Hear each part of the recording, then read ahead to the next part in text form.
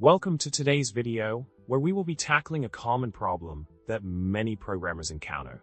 The problem at hand involves a scenario where a question is flagged as closed due to lacking details or clarity, making it unable to accept any answers. This can be frustrating for both the person asking the question and those trying to provide assistance. Now, let's delve into the solution for this particular problem.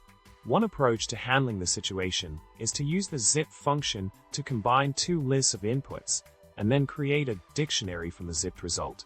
By employing this method, you can effectively organize the data in a structured format, making it easier to work with and analyze.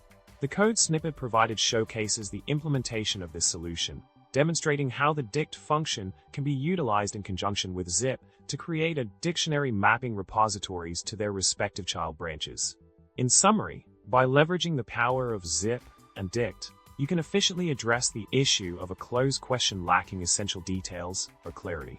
This solution offers a pragmatic approach to organizing and presenting data, enabling a more systematic and coherent analysis of the information at hand. Thank you for watching, and remember to subscribe, like, and leave a comment below. Who knows? Maybe your witty remark will be featured in our next video.